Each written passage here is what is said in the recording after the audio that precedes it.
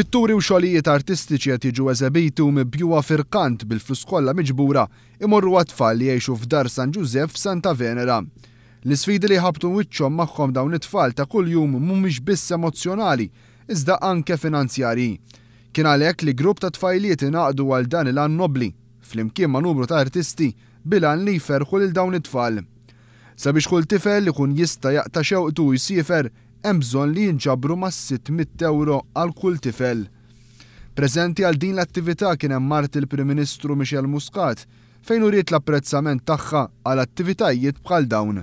Speċjalment fejn jitlu tfal li għandhom bżonn ta' opportunitajiet f'ħajjithom biex joħorġuhom mill-ħajja diffiċli li jkunu qed jgħixu affarijiet bħal dawn importantissimi.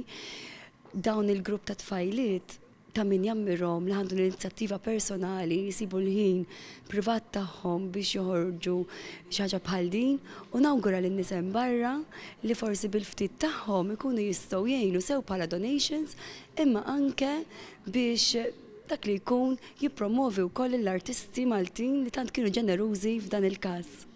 L-esebizzjoni se tibqa' miftuħa l-pubbliku sal-20 ta' April fil-Farsons Direct fl-Imrieħel. Wieħed jista' jagħmel l-offerta tiegħu għax-xogħlijiet artistiċi fuq www.auctionstjoseph.com.